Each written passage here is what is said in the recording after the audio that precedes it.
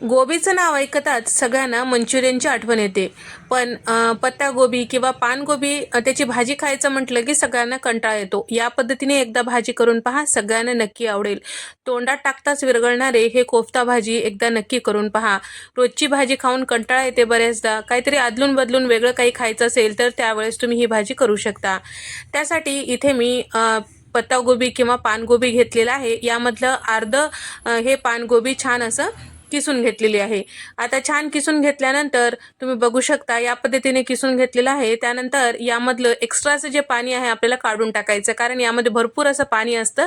ते काढून टाकलं की आपल्याला कोफ्ते करायला सोपं पडतं. जर जास्त पाणी ठेवताल तर यामध्ये जास्त पीठ मावते आणि आपले कोफ्ते जे आहेत पिठाळ लागू शकतात. या पद्धतीने सगळं पानगोबीमधलं मी पाणी काढून टाकलेलं आहे. आता हे पाणी फेकून द्यायचं नाही, आपल्याला भाजीत वापरायचं आहे.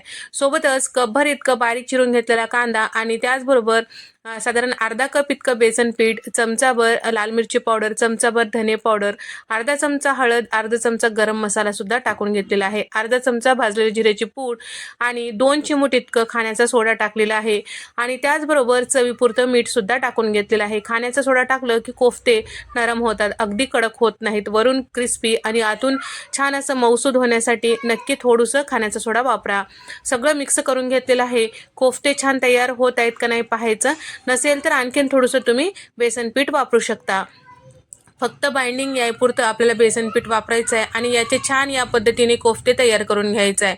पहा, या पद्धतीने कोफ्ते झालं की सगळे कोफ्ते या पद्धतीने तयार करून घ्यायचं आणि तळून घ्यायचं. तळण्यासाठी आधीच तेल मी गरम करायला ठेवलेलं होतं आणि आता कढईत जेवढे कोफ्ते मावतील तेवढे आपल्याला या पद्धतीने तळून घ्यायचं आहे. तर कमी गॅसवर तळायचं, मोठा गॅस करायचा नाही, नाहीतर मधून कच्चेच राहू शकतात. तर थोडंसं याला आकार धरलं की चमच्याने आलटपालट करून घ्यायचं. छान लालसर रंगावर येईपर्यंत तळून घ्यायचं. तर कमी गॅसवर तळलं की छान चवीला मस्त होतात. तर या पद्धतीने तुम्ही नुसतंही खाऊ शकता, मस्त खमंग लागतात. तर तुम्ही बघू शकता इथे मी सगळे याच पद्धतीने तळून घेत आहे. तर या पद्धतीने एकदा करून ठेवलं की तुम्ही नुसतंही खाऊ शकता आणि भाजीलाही वापरू शकता. तर इथे मी सगळे हे कोफ्ते तळून घेतलेले आहे. आता यासाठी वाटण तयार करून घेऊया. कढईमध्ये 3 चमचे तीळ टाकून घेतलेला आहे, चमचाभर इथे मी जिरे टाकून घेतलेला आहे आणि 5 ते 6 लवंगा, 3 ते 4 हिरव्या वेलच्या, 5 ते 6 इथे मी काळे मिरे टाकून घेतलेला आहे. 3 चमचे इतकं सुक्या खोबऱ्याचा खीस टाकून घेतलेला आहे आणि 2 चमचे फुटाण्याची डाळ टाकून घेतलेली आहे. फुटाण्याची डाळ नाही भाजलं तरी चालेल, पण यासोबत भाजून घेतल्यामुळे त्याला खुसखुशीतपणा छान येतो आणि मिक्सरला छान फिरवलं की एकसारखं पीठ तयार होतो.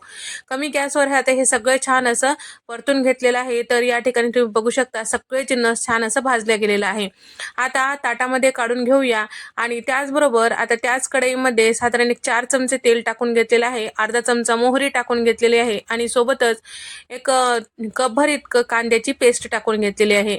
तर कांदा मोठं चिरून त्यानंतर मिक्सरला फिरून घेतलेला आहे, त्याची पेस्ट यामध्ये टाकून घेतलेली आहे. थोडीशी कोथिंबीर टाकून घेतलेली आहे. 2 चमचे इतकं आलं लसणाचं ओबडधबड असं त्याचा कूट टाकून घेतलेला आहे आणि सोबतच अर्धा कप इतकं म्हणजेच अर्धी वाटी इतकं टोमॅटोची प्युरी टाकून घेतलेली आहे. मध्यम आकाराचे 3 टोमॅटो मिक्सरला फिरून घेतलेलं होतं ते टाकून घेतलेलं आहे. 1.5 चमचा लाल मिरची पावडर, चमचाभर धने पावडर, चमचाभर हळद आणि 1 चमचा कांदा लसूण मसाला आणि अर्धा चमचा इथे मी गरम मसाला किंवा काळा मसाला चवीपुरतं मीठ टाकून घेतलेलं आहे. पावडर मसाले सगळं या वाटणामध्ये छान व्यवस्थित मिक्स करून घ्यायचं आहे. कांदा आणि टोमॅटोची प्युरी सोबतच पावडर मसाले सगळं एकजीव करून घ्यायचं. त्यानंतर चमचाभर इथे मी लोणी टाकून घेतलेलं आहे आणि जे आपण वाटण तयार करून घेतलेलं होतं ते मिक्सरला पावडर फिरवून घेतलेलं आहे. आता ते वाटण यामध्ये टाकून घेतलेलं आहे. आता आपल्याला हे वाटण टाकलं की हे पावडर मसाले सगळं टाकलं की हे वाटण जे आहे करपू शकतो, त्यासाठी थोडंसं पाणी टाकून घेतलं आहे. तर मी इथे साधं पाणी टाकलेलं नाही, जे आपण सुरुवातीला पत्तागोबी छान असं गच्च पिळून घेतलेलं होतं त्याचं पाणी जे होतं ते यामध्ये टाकून घेतलेलं आहे. झाकण लावून ठेवलेलं आहे 1 मिनिटासाठी. 1 मिनिटानंतर तेल साईडला सुटल्यानंतर यामध्ये साधारण 1.5 ग्लास इतकं गरम पाणी टाकून घेतलेलं आहे. थोडीशी कोथिंबीर टाकून घेतलेलं आहे. आता हे रस्सा छान असं उकळू द्यायचं. तर आपण तळून घेतलेले जे कोफ्ते आहेत तुम्ही बघू शकता, वरतून क्रिस्पी आतून छान नरम असं तयार झालेले आहेत. तर या ठिकाणी मी जेवढे कोफ्ते तळून घेतलेले त्यापैकी अर्धे शिल्लक राहिलेले आहेत. सगळ्यांना एवढे आवडले की ते नुसतेच खाल्ल्या गेले. तर या ठिकाणी अर्धे कोफ्ते जे आहेत ते मी यामध्ये टाकून घेतलेले आहे. आता या रश्श्याला छान उकळी आलं की आपल्याला कोफ्ते टाकून घ्यायचे. कोफ्ते टाकल्यानंतर साधारण 5 ते 6 मिनिटासाठी शिजून घ्यायचे. सुरुवातीलाच आपल्याला रश्श्यामध्ये पाणी जास्त टाकायचं आहे, जेणेकरून हे कोफ्ते टाकलं की शिजण्यासाठी वेळ लागतो, म्हणजेच एक 5 ते 6 मिनिटासाठी. त्यावेळेस हे दाटसर होऊ शकते. त्यासाठी सुरुवातीलाच आपल्याला हे रस्सा जे आहे थोडंसं पातळ असं ठेवायचं. तर या ठिकाणी 5 मिनिटं शिजून घेतल्यानंतर इथे आपली ही कोफ्ता करी तयार आहे. पत्ता गोबीची अशी भाजी तुम्ही जर खाल्ल्या असाल तर नक्की कमेंट करून सांगा आणि व्हिडिओ आवडल्यास व्हिडिओला लाईक करा, शेअर करा आणि सबस्क्राईब करायला विसरू नका. अशाच नवनवीन रेसिपीजमध्ये आपण भेट देऊया. तोपर्यंत नमस्कार, बाय.